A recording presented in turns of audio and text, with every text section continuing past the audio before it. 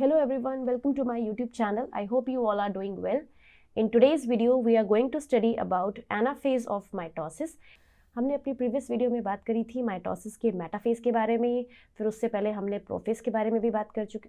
तो अगर आप लोगों ने वो वीडियोस नहीं देखी है कि माइटोसिस क्या होता है, माइटोसिस की शुरुआत कैसे होती है, किस किस सेल में माइटोसिस है, what are the important phases of mitosis, तो आप प्लीज़ उन वीडियोज़ को देखिए, आपको लिंक डिस्क्रिप्शन बॉक्स में मिल जाएगा। राइट, तो आज का टॉपिक स्टार्ट करते हैं। सबसे पहले एनाफेज का हम मीनिंग देख लेते हैं। एनाफेज जो होता है वो सबसे पहले आपको याद रखना है। एनाफेज में ana means up and phase means stage. ठीक है, तो इसमें मेन इवेंट क्या होता है, जो क्रोमोसोम्स हैं, हमने मेटाफेज में देखा था when all the chromosomes align themselves to the equatorial plate. सारे क्रोमोसोम्स ने अपने आप को इक्वेटोरियल प्लेट में अलाइन कर लिया था।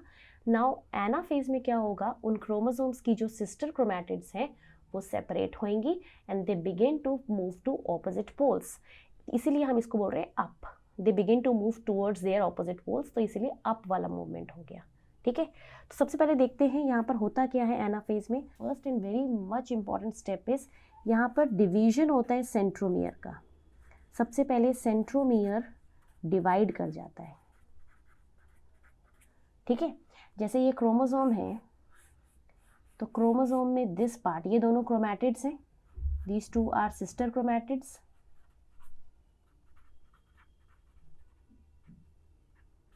एंड दिस पार्ट जो इन क्रोमैटिड्स को जोड़ रहा है इसको हम सेंट्रोमियर बोलते हैं।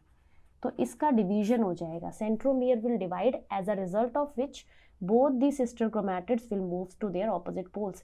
एक ऊपर वाले पोल पे चली जाएगी और एक नीचे वाले पोल पे चली जाएगी। ठीक है, सेकेंड थिंग इज कि जो स्पिंडल फाइबर्स होते हैं जो काइनेटोकोर से अटैच हो रखे थे वो धीरे धीरे शॉर्ट होने लग जाएंगे एंड जिसकी वजह से डॉटर क्रोमोसोम्स ऑपोजिट पोल्स पे जाने लग जाएगी। ठीक है, this is very very important step. The spindle fibers attached to kinetochore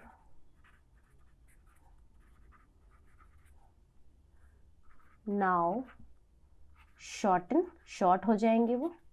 ठीक है, मतलब रिड्यूस होने लग जाएंगे, छोटे छोटे होंगे, और जब वो शॉर्टन होंगे तो ऑब्वियसली वो सिस्टर क्रोमैटिड्स को ऊपर की तरफ पुल करेंगे। ठीक है, एंड सिस्टर क्रोमैटिड्स, ये जो दोनों क्रोमैटिड्स हैं, सिस्टर क्रोमैटिड्स begin to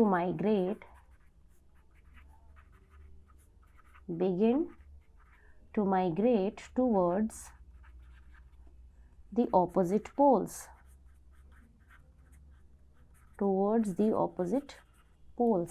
ठीक है, सिस्टर क्रोमैटिड्स ऑपोजिट पोल्स में जाना स्टार्ट हो जाएंगी, शुरू हो जाएंगी। किस तरह से मूवमेंट होगा, कैसे जाएगी, वो हम आगे देख लेंगे। ठीक है, अभी के लिए आप बस इतना याद रखिए कि सिस्टर क्रोमैटिड्स ऑपोजिट पोल्स पे जाना स्टार्ट हो गई है एनाफेज के अंदर। नेक्स्ट देखिए, थर्ड पॉइंट इज कि यहाँ पर जैसे ही सेंट्रोमियर डिवाइड करेगा तो डिवाइडेड सेंट्रोमियर के बीच में एक नया फाइबर अराइज हो जाएगा which is known as interzonal fibre between divided centromere.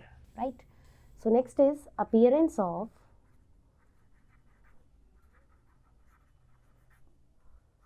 Interzonal fibre, बोलते हैं उसको interzonal fibre IZF between divided centromere। जो सेंट्रोमियर डिवाइड हुआ है उसके बीच में IZF का अपीयरेंस हो जाएगा, IZF की फॉर्मेशन हो जाएगी। Right, now what is the role of IZF, why IZF have arised, इसका क्या काम है ये आपको याद रखना है। तो IZF जो होता है बेसिकली ये मूवमेंट में हेल्प करता है, सिस्टर क्रोमैटिड्स को डिफरेंट पोल्स में भेजने में इसका भी रोल है। तो IZF जो करेगा, क्या करेगा वो, IZF विल कॉज पुश। ठीक है, विल कॉज पुश, एंड जो मेन स्पिंडल फाइबर्स हैं and spindle fibers जिनको ट्रैक्शन फाइबर्स भी बोलते हैं, जो क्रोमोसोम के साथ अटैच्ड हैं, विल कॉज पुल, वो करेंगे pulling of sister chromatids. IGF नीचे से पुश करेगा और वो पुल करेंगे, ठीक है। And due to this continuous push and pull, due to the push and pull, half of the chromosomes or half of the chromatids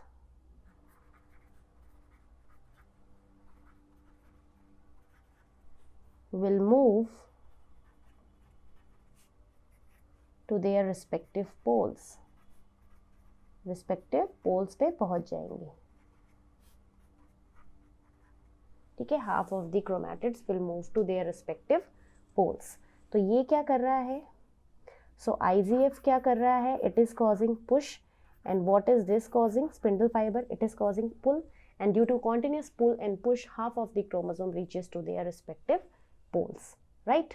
now very very important thing यहाँ पर जो आपको याद रखना है, वेरी वेरी इंपॉर्टेंट पॉइंट, जब ये movement हो रहा है तो क्रोमैटिड्स की जो आर्म्स हैं वो आगे की तरफ जाएंगी या सेंट्रोमियर आगे की तरफ जाएगा? क्योंकि मूवमेंट में जब होगा तो एक तरीका ये होता है ना, सेंट्रोमियर आगे की तरफ जाए, एक तो ये तरीका हो सकता है कि ऐसे जाए, ऊपर की तरफ खींचा जाए इनको, या फिर एक तरीका ये हो सकता है कि आर्म्स को खींचा जाए, ठीक है।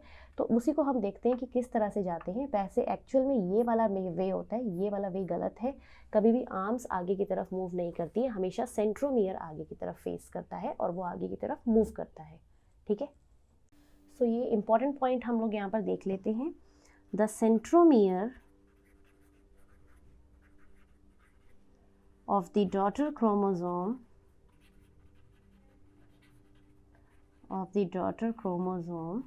क्योंकि इसको हम डॉटर क्रोमोसोम क्यों बोल रहे हैं? क्योंकि ये ऑपोजिट पोल्स पे जा रही है और आगे जाके ये डिफरेंट न्यूक्लियाई के अंदर जाएंगे, डॉटर का क्रोमोसोम बना रही है, ठीक है। क्योंकि ये डॉटर क्रोमोसोम्स ही तो है, जब ये सेल न्यूक्लियस डिवाइड कर जाएगा, फिर सेल भी डिवाइड कर जाएगा, तो यही क्रोमोसोम्स तो डॉटर सेल के अंदर जाएंगे। मूव टूवर्ड्स द पोल, मतलब सेंट्रोमियर पोल्स की तरफ रहते हैं, ये वाली चीज़, ठीक है। And the arms of chromosomes trails behind it, ठीक है। आर्म्स हमेशा पीछे रहती हैं, ट्रेल बिहाइंड मतलब arms are always behind the centromere. Centromere is front facing, centromere हमेशा आगे की तरफ जाएगा और उसके पीछे आर्म्स रहेंगी, इस तरह से। दिस इज सेंट्रोमियर, आर्म्स की पोजीशन हमेशा बैक साइड में है।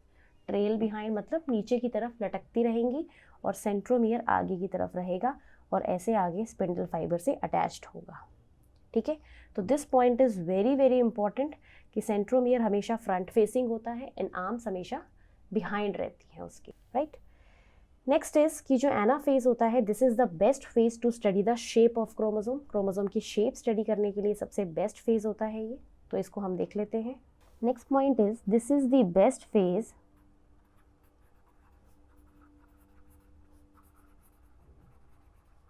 to study shape of chromosome। सिर्फ शेप की बात हो रही है, पूरी मॉर्फोलॉजी की बात नहीं हो रही है, क्योंकि पूरी मॉर्फोलॉजी को स्टडी करने के लिए बेस्ट फेज कौन सा होता है? वो मेटाफेज होता है।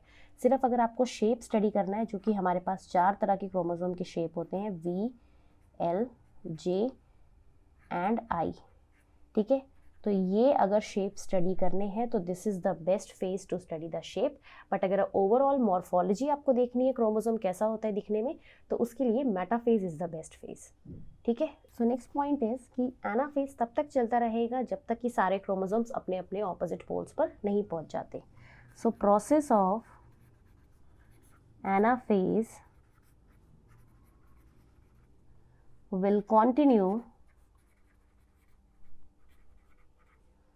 till all the chromosomes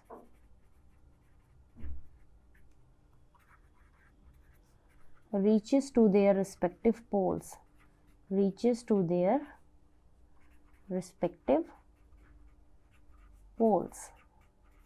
ठीक है। जब तक पोल्स पे नहीं पहुंच जाते तब तक एनाफेज का प्रोसेस कंटिन्यू रहेगा, राइट। अब हम ये देख लेते हैं कि किस तरह से क्रोमोसोम्स पोल्स की तरफ जाते हैं, किस तरह से उनका मूवमेंट होता है, राइट। तो यहाँ पर सबसे पहले देखिए डायग्राम के फॉर्म में हम देखेंगे, ये हैं क्रोमोसोम्स, ये इसकी दोनों क्रोमैटिड्स हैं, ठीक है। This is chromosome. क्रोमोसोम के यहाँ पे सेंट्रोमियर के साइड में हम काइनेटोकोर बना लेते हैं, दिस इज काइनेटोकोर, और ये अटैच्ड है विद द हेल्प ऑफ, ऊपर फाइबर है, स्पिंडल फाइबर। तो स्पिंडल फाइबर अभी काफ़ी बड़ा है, ठीक है। सो ये है arms, this is kinetochore and this is spindle fibre, right. अब देखो मूवमेंट कैसे होता है। तो सबसे पहले क्या होता है, मैंने कहा था ये जो स्पिंडल फाइबर है it will begin to shorten, ये धीरे धीरे छोटा होगा, और जब ये छोटा होगा तो ये यहाँ से इसको पकड़ के खींचेगा सेंट्रोमियर को, और जब सेंट्रोमियर खींचेगा तो सिस्टर क्रोमैटिड्स, ये जो है ना क्रोमैटिड्स, ये सिस्टर क्रोमैटिड्स हैं, ये अलग हो जाएंगी। देखिए ये छोटा हो जाएगा, जो स्पिंडल फाइबर है इट बिगिन टू शॉर्टन, ठीक है। And as a result of which जो क्रोमैटिड्स हैं, सेंट्रोमियर डिवाइड हो जाएगा, क्रोमैटिड्स सेपरेट हो जाएंगी,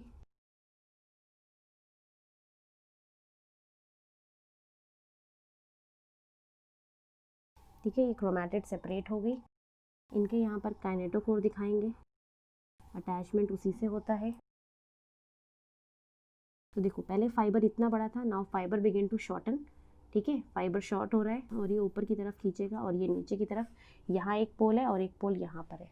एंड मैंने आपको बताया था जब ये सेंट्रोमियर डिवाइड हो जाएगा, दिस इज डिवाइडेड सेंट्रोमियर, एक ऊपर गया एक नीचे गया, है ना, this is divided centromere. Divided centromere के बीच में जो फाइबर अराइज होता है वो है IGF, this is IGF, intrazonal fibre. Now intrazonal fibre क्या करेगा, इंट्राजोनल फाइबर जो है यहाँ से इसको पुश करेगा और ऊपर वाला फाइबर पुल करेगा, ठीक है। यहाँ से पुशिंग फोर्स लगेगा, यहाँ से पुलिंग फोर्स, और यहाँ से सेम पुश फोर्स और यहाँ से पुलिंग फोर्स। तो ये पुश कर रहा है और ये पुल कर रहा है, and this is pushing and this is pulling, and due to continuous push and pull ये सिस्टर क्रोमैटिड्स अपने अपने पोल्स पे पहुँच जाएंगी, ठीक है। तो देखते हैं किस तरह से। अब देखो ये फाइबर और छोटा हो जाएगा, ठीक है, और ज़्यादा शॉर्टन होते जा रहे हैं क्योंकि ऊपर ऊपर खींच रहे हैं ना ये, इसीलिए।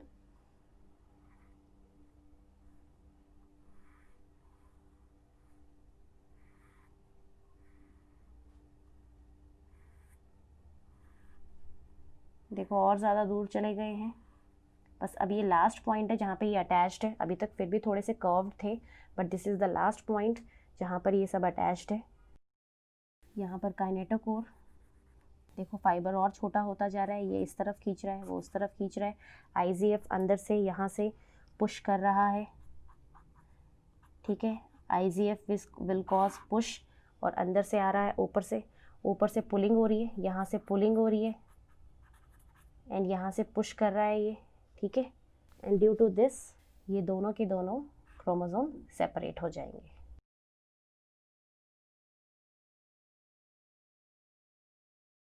तो हमने जो बात लिखी थी कि जब ये मूवमेंट होता है तो हमेशा सेंट्रोमियर आगे की तरफ चलता है और आर्म्स पीछे की तरफ लटकती रहती है, वही वाली चीज़ है, आप देख सकते हो।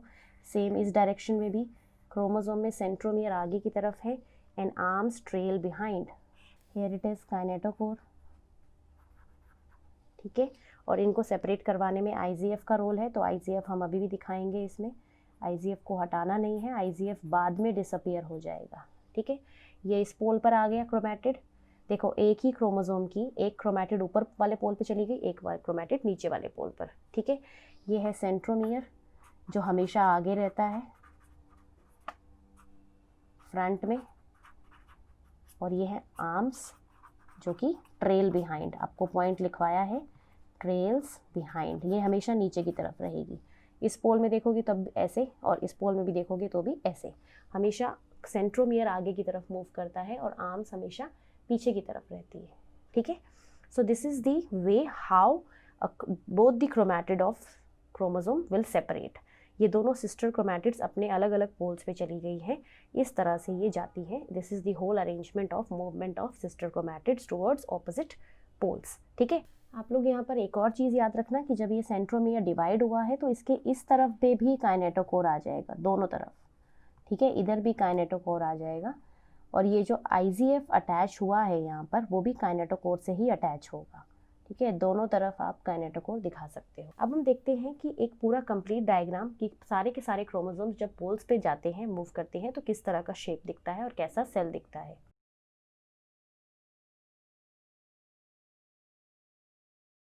दिस इज दी सेल, ये है सेंट्रियोल्स, यहाँ पूरा एस्टर बना हुआ है, ठीक है। अब यहाँ से निकल रहे हैं फाइबर्स,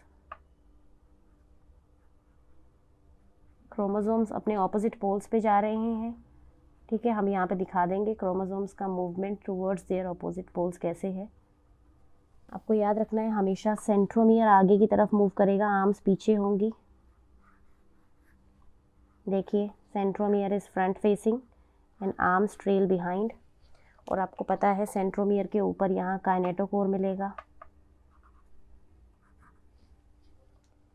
सिमिलरली यहाँ पे भी सेम स्ट्रक्चर है, सेंट्रोमियर पोल की तरफ है, आप देख सकते हो, और आर्म्स पीछे हैं, राइट, काइनेटोकोर। तो इस तरह से मेटाफेज में जब आपने देखा होगा तो मेटाफेज में सारे के सारे क्रोमोसोम इक्वेटोरियल लाइन पर थे, पर जैसे ही एनाफेज आया all the chromosome begin to move to opposite poles, और ये ऑपोजिट पोल्स पे चले जाएंगे, और इसके बाद फिर आ जाएगा टेलोफेज। टेलोफेज के अंदर यहाँ पर दोबारा से एक न्यूक्लियस बन जाएगा और यहाँ पे एक न्यूक्लियस बन जाएगा, कैरियोकाइनेसिस हो गई, 2 न्यूक्लियस बन गए, एंड उसके बाद फिर साइटोकाइनेसिस हो जाएगी, ठीक है। इसके बाद हमने लिखा था कि this is the best phase to study the shape of chromosome. अब किस तरह से हम इसका शेप स्टडी कर सकते हैं वो चीज़ मैं आपको बता देती हूँ। यहाँ पर हम लिख लेते हैं एनाफेज में ऐसा दिखता है सेल। आप यहाँ पे IGF भी दिखा सकते हो, इंटरजोनल फाइबर्स, बट वो बाद में डिसअपियर हो जाते हैं, तो उनको दिखाने का मतलब उनको आप दिखा भी सकते हैं, नहीं भी, आपकी मर्ज़ी है, ठीक है। ये IGF होंगे, आप इस तरह से दिखा सकते हो IGF, जो बाद में डिसअपियर हो जाएंगे, ठीक है। अब देखिए जो हमने पढ़ा था कि डिफरेंट शेप्स कैसे हम लोग यहाँ पर पता कर सकते हैं एनाफेज की मदद से। तो देखो अगर कोई भी क्रोमोसोम है इस तरह का मेटासेंट्रिक, हम लोगों ने क्रोमोसोम के शेप के ऊपर एक वीडियो बना रखी है, क्रोमोसोम्स के ऊपर एक वीडियो बना रखी है, आई बटन में आपको उसका लिंक दिख रहा होगा, आप वहाँ से जाकर उसको देख सकते हैं, अदरवाइज़ मैं आपको लिंक डिस्क्रिप्शन बॉक्स में भी उसका लिंक दे दूँगी। सपोज़ करिए ये मेटासेंट्रिक क्रोमोसोम है, जब ये क्रोमोसोम की दोनों क्रोमैटिड सेपरेट होंगी, ये दोनों क्रोमैटिड सेपरेट होगी, तो उस टाइम पर ये हमें किस तरह का शेप दिखाई देगा, ठीक है। ये इस तरह का है, सपोज़ करिए इसको हम ऐसे बना लेते हैं। जब ये सेपरेट होगा तो हमें एक क्रोमैटिड ऊपर जाएगी ऐसे, और एक क्रोमैटिड नीचे आएगी, तो जो शेप आपको दिख रहा है वो शेप किस तरह का है, वी शेप का है ना, बिल्कुल वी बन रहा है। इसी शेप को, ये मेटासेंट्रिक क्रोमोसोम है, इसी को वी शेप बोलते हैं। मेटासेंट्रिक क्रोमोसोम का शेप ही वी शेप होता है, ठीक है। ऐसे ही फिर सब मेटासेंट्रिक क्रोमोसोम ले लो, सब मेटासेंट्रिक क्रोमोसोम, तो उसमें क्या होता है, एक आर्म थोड़ी सी छोटी होती है और एक आर्म बड़ी होती है, ठीक है। जब ये सेपरेट होगा, सपोज़ करिए इस तरह से, तो हमें कैसा शेप दिखाई देगा, तो हमें शेप दिखाई देगा इस तरह का, एक बड़ी आर्म और एक छोटी आर्म, है ना। तो इसी शेप को हम लोग क्या बोलते हैं, L shape. This is L shape, ठीक है। जब ये सेपरेट होगी तो आपको ऐसा दिखाई देगा ना, और एक दूसरा ऐसा दिखाई देगा, इस तरह का दिखाई देगा, तो इसको एल शेप बोल देते हैं। थर्ड होता है एक्रोसेंट्रिक। एक्रोसेंट्रिक जब क्रोमोसोम सेग्रीगेट होता है, एक्रोसेंट्रिक होता है जिसमें आर्म बहुत ही छोटी होती है और एक आर्म बहुत ही बड़ी होती है, इस तरह की। तो जब ये सेग्रीगेट होता है तो उस टाइम पे हमें शेप दिखाई देता है इस तरह का, जे शेप जैसा, ठीक है। तो इसी को बोल देते हैं जे शेप, जे के जैसा, ठीक है, इसलिए इसको जे शेप बोल देते हैं। 4 शेप थे ना। एंड फोर्थ कैटेगरी होती है टेलोसेंट्रिक, जिसमें सिर्फ एक ही आर्म होती है, 2 आर्म्स होती ही नहीं है, सेंट्रोमियर बिल्कुल टॉप पर होता है, ठीक। तो जब ये सेग्रीगेट होगा तो हमें ऐसा शेप दिखाई देगा, and this shape is known as I shape, ठीक है, तो इसीलिए बोलते हैं कि anaphase is the best phase to study the shape of chromosome. तो ये आप वी शेप देख सकते हो, L shape, J shape and this is I shape. ठीक है, आई और जे में फ़र्क है, आप देख सकते हो ऊपर एक छोटी आर्म है, इसमें छोटी आर्म नहीं है, नो शॉर्ट आर्म। ठीक है, एंड शॉर्ट आर्म जो होती है क्रोमोसोम की उसको हम बोलते हैं, उसको डिनोट करते हैं पी से, और लॉन्ग आर्म को डिनोट करते हैं क्यू से, small Q and small P. जबकि मेटासेंट्रिक में कोई शॉर्ट आर्म और कोई लॉन्ग आर्म है ही नहीं, आप देख सकते हो सेंट्रोमियर बिल्कुल सेंटर में है, तो दोनों आर्म्स बिल्कुल बराबर है। ठीक है, इधर भी शॉर्ट आर्म है, इधर भी शॉर्ट आर्म है, इधर only long arm, no short arm, right. So this is shape of chromosomes, different shapes of chromosomes, metacentric chromosome, chromosome, chromosome, chromosome. So this is all about anaphase. I hope आपको ये topic समझ आ गया होगा। अगर आपको इस topic में कोई भी डाउट है आप मुझसे कमेंट सेक्शन में पूछ सकते हैं, और अगर आपको वीडियो अच्छी लगी है तो वीडियो को लाइक और शेयर ज़रूर करिए, और चैनल को सब्सक्राइब करिए। ये बिल्कुल फ्री ऑफ कॉस्ट है, और इसमें मैं बिल्कुल फ्री नीट रिलेटेड वीडियोज़ डालती हूँ जो आप लोगों के लिए बहुत ही ज़्यादा ज़रूरी है। CBSE बोर्ड वाले बच्चे भी इसको देख सकते हैं और यहाँ से आप गुड मार्क्स गेन कर सकते हैं। आप चैनल को ज़रूर सब्सक्राइब कर लीजिए, ये बिल्कुल फ्री ऑफ कॉस्ट है। तो फिर मिलते हैं नेक्स्ट वीडियो में। Thank you so much for watching.